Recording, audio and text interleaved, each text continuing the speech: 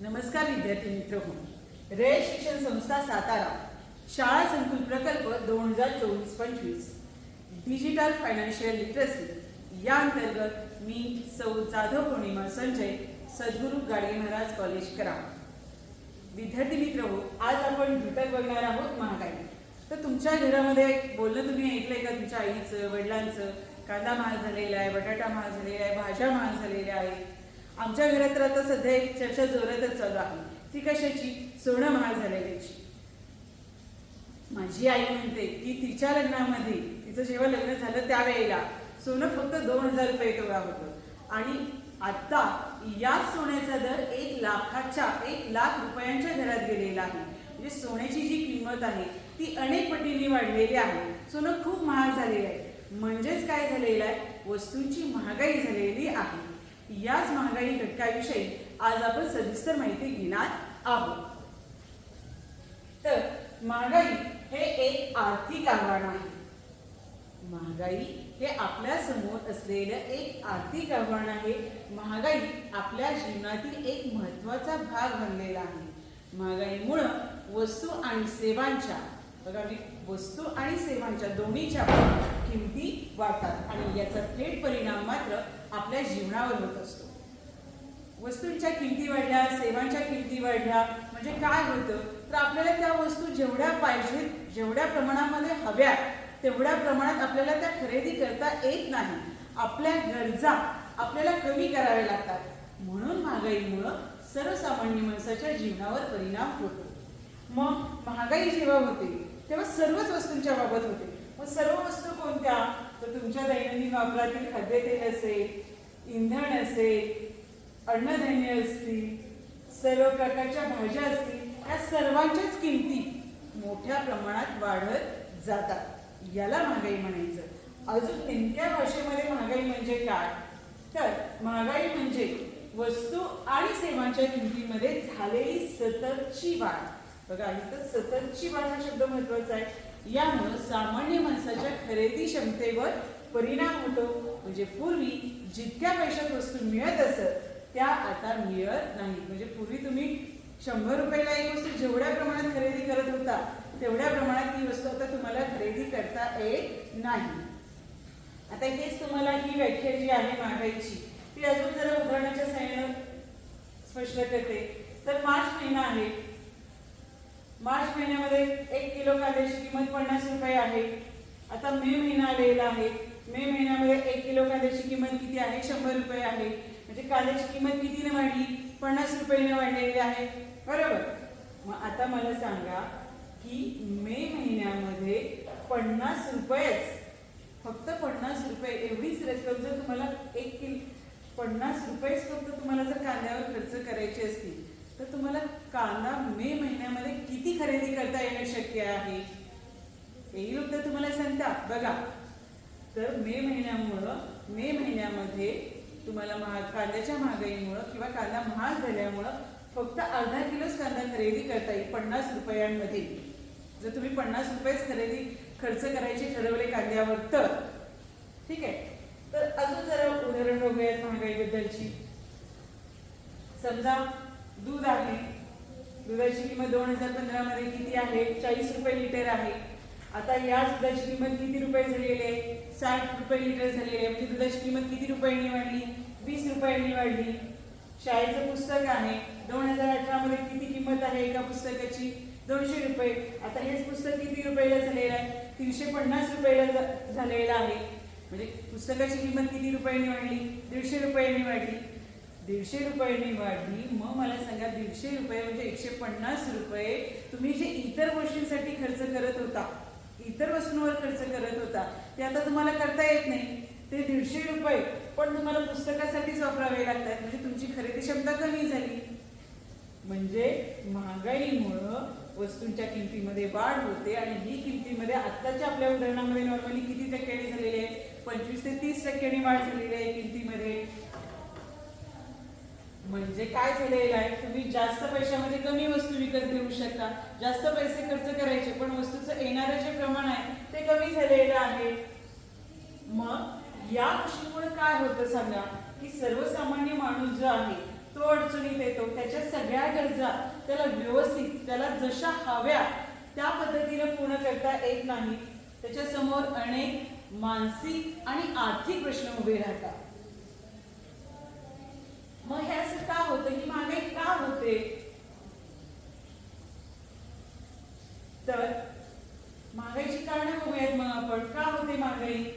महागाईला इंग्रजीमध्ये शब्द आहे इन्फ्लेशन. हा इन्फ्लेशन रायझिंग ग्राफ आहे, म्हणजे महागाईची किंमत सतत वाढत चाललेली आहे असं हा ग्राफ दाखवत आहे. आता महागाईची कारणं जरा बघूयात आपण. तर पहिलं कारण आहे मागणी आणि पुरवठ्यातील बदल. मागणी वाढलेली आहे पण पुरवठा कमी झालेला आहे. दुसरं कारण आहे उत्पादन खर्चात वाढ. वस्तू बनवण्याचा जो खर्च आहे तो वाढलेला आहे, त्यामुळे वस्तूची किंमत वाढलेली आहे, महागाई झालेली आहे. पैशाची किंमत कमी होते, पैशाची खरेदी क्षमता कमी झाल्यास महागाई वाढते. म्हणजे खरेदी क्षमता पैशाची कमी झाली म्हणजे काय झालं की बाबा आता तुम्ही 100 रुपयामध्ये कमी वस्तू खरेदी करताय. 50 रुपयामध्ये तुम्ही 1 किलो कांदा खरेदी करत होता, आता तो तुम्ही अर्धा किलोच तुम्हाला खरेदी करावा लागतोय. 50 रुपयामध्ये तुम्हाला अर्धा किलोच कांदा मिळतोय, म्हणजे पैशाची खरेदी क्षमता कमी झालेली आहे. ही जी कारणं आपण आहेत या चित्रांच्या साहाय्याने जर तुम्हाला व्यवस्थित अजून क्लिअर करण्याचा प्रयत्न करते. एखाद्या वस्तूची मागणी वाढते पण पुरवठा कमी असतो तेव्हा असं होतं. म्हणजे खरेदी करणाऱ्या ग्राहकांची संख्या बाजारात भरपूर आहे पण वस्तूच कमी आहे, वस्तूंचं प्रमाण कमी आहे बाजारातलं, तेव्हा वस्तूची किंमत वाढते. उदाहरण देऊन तुमचं दैनंदिन उदाहरण द्यायचं झालं तर समजा तुम्ही बाजारात भाजी खरेदी करायला गेलेला आहात आणि एकाच व्यक्तीकडे मेथीची भाजी आहे आणि मेथीची भाजी खरेदी करणारे ग्राहक मात्र भरपूर आहे. मग मला सांगा तो विक्रेता वस्तू त्या मेथीच्या भाजीची किंमत कशी लावणार आहे? नेहमीपेक्षा तो जास्त किंमत लावणार आहे, कारण ती खरेदी करणारी लोक जास्त आहे, पुरवठा कमी आहे, त्यामुळे तो वस्तूची त्याच्या भाजीची किंमत तो जास्त लावणार आहे, वस्तू ती महाग विकणार आहे तो. आणि हे जे आहे असं कधी होतं? साधारणपणे आपल्या देशाची जेव्हा अर्थव्यवस्था सुधारत असते तेव्हा असं होतं. देशाची अर्थव्यवस्था सुधारत असते, आर्थिक विकासाला गती आलेली असते तेव्हा असं होतं. म्हणजे काय होतं की लोकांकडे पैसा मोठ्या प्रमाणात आलेला आहे, लोकांची खरेदी क्षमता वाढलेली आहे, लोक वस्तू खरेदी करू शकतात पण पुरवठा कमी आहे. लोकांकडे पैसा आहे पण वस्तूच नाहीये, मग वस्तूची किंमत काय होत जाते? महाग होत जाते, वाढत जाते. हो, पण काही जे जाणकार व्यक्ती जे आहेत त्यांना मात्र वाटतं की बाबा हे आर्थिक वाढीसाठी चांगलं आहे. का चांगलं आहे? खरेदी करणारी लोक भरपूर आहेत, मग खरेदी करणारी लोक भरपूर असतील तर कंपन्या वेगवेगळ्या मार्केटमध्ये येतील, त्या वस्तूंचं उत्पादन करतील, वस्तू बाजारात आणतील, लोकांना रोजगार मिळेल आणि लोकांकडे उत्पन्नाचं साधन तयार होईल. त्यामुळं किमती वाढणं किंवा महागाई होणं हे सुद्धा काही व्यक्तींना असं वाटतं, काही जाणकारांना वाटतं की हे अर्थव्यवस्थेच्या वाढीसाठी चांगलं आहे. आणि त्यातीलच एक कारण म्हणजे पुरवठ्यासाठी खंडित होते. तुम्ही म्हणताय की मागणी आहे, ग्राहक भरपूर आहे, मग पुरवठा का कमी होतोय? पुरवठ्यासाठी का खंडित होते, का कमी होते, पुरवठा का कमी होतो? तर करोनासारखं आरोग्य संकट असेल, युक्रेन युद्ध असेल, या गोष्टीमुळे कंपन्यांना वस्तू तयार करणं आणि ती वस्तू बाजारात लोकांपर्यंत पोहोचवणं या गोष्टी काय होत नाही, शक्य होत नाही. बघा, महागाई वाढण्याचं अजून एक त्यातीलच एक कारण काय? उत्पादन खर्चात वाढ. उत्पादन खर्च कोणता आहे? मग कच्चा माल आहे, मजुरी आहे, यांच्या किमती वाढल्या तर वस्तू बनवण्याचा खर्च वाढणार आहे आणि वस्तूची किंमत बनवण्याचा खर्चच जर वाढला तर साहजिकच वस्तूची किंमत जास्त राहणार आहे. वस्तूची किंमत जास्त राहील, महागाई होणार आहे. आता ही जी महागाई होते ती ऊर्जा असेल, अन्नधान्य असेल, या सर्वच वस्तूंच्या बाबत काय होत जातात? किमती वाढत जातात आणि रोजचा खर्च जो आहे तो जगभरातल्या लोकांसाठी मात्र वाढत जातो. मग ही जी महागाई आहे या महागाईचे जे परिणाम आहेत ते सर्वसामान्य माणसावर काय होतात, काय अडचणी येतात त्याच्यासमोर? तर पहिला परिणाम आहे कुटुंबांच्या बजेटवर ताण. खर्चाचं नियोजन बिघडतं आणि अडचणी येतात. तुमचं उत्पन्न ठराविकच आहे समजा दर महिन्याचं आणि काय झालेलं आहे, वस्तूंच्या किमती मात्र मोठ्या प्रमाणात वाढलेल्या आहेत. मग तेवढ्याच उत्पन्नामध्ये तुम्ही सगळ्या वस्तू खर्च खरेदी करू शकत नाही. शैक्षणिक खर्च वाढतो, शालेय वस्तू आहे, शिक्षण आहे ते महाग होतं, मुलांची जी शैक्षणिक फी आहे ती वाढते आणि सर्वसामान्य जो माणूस आहे त्याला चांगल्या पद्धतीचं उच्च दर्जाचं शिक्षण घेणं शक्य होत नाही. दैनंदिन वस्तूंच्या किमती वाढतात. तुमच्या दररोजच्या वापरातील अन्नधान्य असेल, कडधान्य असेल, वेगवेगळ्या डाळी असेल, साबण, तेल यांच्या किमती वाढतात. मग किमती वाढल्यानंतर काय होतं, सगळ्याच वस्तू तुम्हाला आहे तेवढ्या क्वांटिटीमध्ये आहे तेवढ्या प्रमाणात खरेदी करता येतीलच असं नाही. काही तुमच्या गरजा ज्या आहेत त्या तुम्हाला कमी कराव्या लागणार आहेत. मग ही महागाई आहे. आपण महागाईची कारणं बघितली, परिणाम बघितले महागाईचे काय आहे. मग या महागाईशी तुम्ही लढा कसा देणार, या आर्थिक संकटाचा सामना तुम्ही कसा करणार आहात. तर बचत करणे, तुमचा जो पैसा आहे तो तुम्ही जपून वापरा. अनावश्यक खर्च टाळा, थांबवा. तुम्ही डिमांडला जाताय, तुम्ही लिस्ट बनवून जा घरातून जाताना की बाबा आपल्याला वस्तू कोणत्या खरेदी करायची त्याची लिस्ट बनवा आणि त्या लिस्ट प्रमाणेच तिथे गेल्यानंतर वस्तू खरेदी करा. वस्तू दिसते चांगली म्हणून खरेदी करत बसू नका. म्हणजे तुमचा जो अनावश्यक खर्च जर तुम्ही कमी केला तर तुम्ही महागाईशी लढा देऊ शकता. किमती लक्षात ठेवा. मागील महिन्यामध्ये वस्तूची किंमत किती होती, आता या महिन्यामध्ये किंमत किती आहे, किती प्रमाणात वस्तूची किंमत वाढलेली आहे. मग ही खरेदी करणं वस्तू आपल्याला शक्य आहे का, मग ही किती प्रमाणात वस्तू खरेदी केल्या पाहिजे आपण हे लक्षात घ्या. पारदर्शक खर्च व्यवस्थापन करा. खर्चाचा हिशोब ठेवा, नियोजन करा. दर महिन्याला येणारं जे तुमचं उत्पन्न आहे ते किती आहे, कोणत्या मार्गाने उत्पन्न आपल्याला मिळणार आहे या महिन्यात ते ठरवा. ते उत्पन्न कशा मार्गाने आपल्याला खर्च करायचे, कोणत्या आपल्या महत्त्वाच्या गरजा आहेत त्या बघा पहिल्यांदा, त्याच्यावर खर्च करा. आणि मग ज्या बाकीच्या तुमच्या इतर ज्या गरजा आहेत, अनावश्यक गरजा आहेत किंवा चैनीच्या ज्या गरजा आहेत मग त्याकडे लक्ष द्या.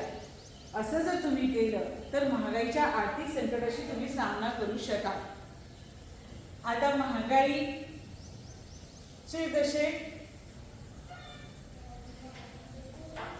महागाईच्या जसं नकारात्मक बाजू आहे तसे काही सकारात्मक पैलू पण आहेत, काही सकारात्मक बाजू पण महागाईच्या आहेत. तर का, तर पहिला आहे उद्योगांमध्ये नाविन्य. नवीन कल्पनांना वाव मिळतो. बाजारामध्ये पुरवठा कमी आहे, वस्तू कमी प्रमाण आहे, मग नवीन कंपन्या मार्केटमध्ये उतरतात, त्या वस्तूंचं उत्पादन करतात. नवीन कंपन्या मार्केटमध्ये आल्या, लोकांना रोजगाराची संधी मिळणार आहे, त्यांचं उत्पन्नाचं साधन वाढणार आहे, अर्थव्यवस्थेतील स्पर्धा वाढणार आहे. म्हणजे एकच वस्तू आहे आणि ती वस्तू तयार करणाऱ्या कंपन्या मात्र भरपूर आहे. मग त्यांच्यामध्ये स्पर्धा असली तर वस्तूची किंमत कशी राहणार आहे, कमी राहणार आहे.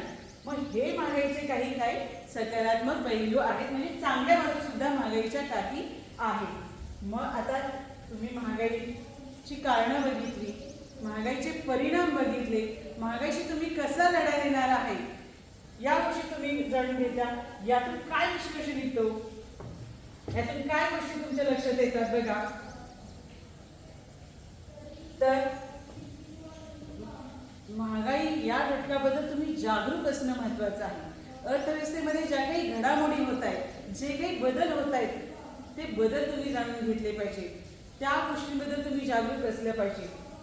व्यवस्थापन करू शकता तुम्ही. व्यवस्थापन आपल्याला केलं पाहिजे आपल्या उत्पन्नाचं. हे तुमच्या लक्षात येतं की तुम्हाला कोणत्या मार्गाने उत्पन्न मिळणार आहे. शेतीपासून मिळणार आहे, तुमचा जो पगार आहे महिन्याचा ते उत्पन्न आहे. तुम्ही खर्च कोणत्या मार्गाने करायचा आहे, आपल्याला शिक्षणावर करायचं आहे, आरोग्यावर करायचं आहे, जीवनावश्यक वस्तूंवर करायचं आहे, याचं व्यवस्थापन करा, नियोजन करा. काही ज्या वस्तू आहेत त्याचं खरेदीचं नियोजन करा. काही सिजनेबल वस्तू आहेत, त्या हंगामामध्ये ती वस्तू स्वस्त असते, त्यावेळेसच ती वस्तू खरेदी करून ठेवा. असं तुम्ही नियोजन करू शकता. म्हणजे बघा काय म्हणू शकतो आपण, महागाई ही सतत बदलणारी प्रक्रिया आहे आणि हे राष्ट्रीय पातळीवर सुद्धा महत्त्वाचं आहे. त्यामुळं महागाईचं जाणीवपूर्वक व्यवस्थापन करणं आवश्यक आहे. येते तुमच्या लक्षात. बघा महागाई जशी चांगली आहे, जशी तिचे सकारात्मक बाजू आहे, तसे तिच्या काही नकारात्मक जरी बाजू असल्या तरी या दोन्ही गोष्टी आपल्यासाठी, आपल्या देशाच्या अर्थव्यवस्थेसाठी त्या आवश्यक आहेत. विद्यार्थी मित्र हो, तुम्हाला इथं महागाई म्हणजे काय आणि तिच्याशी कसा लढा द्यायचा हे समजलं असेल. आपण इथं थांबूयात. थँक्यू.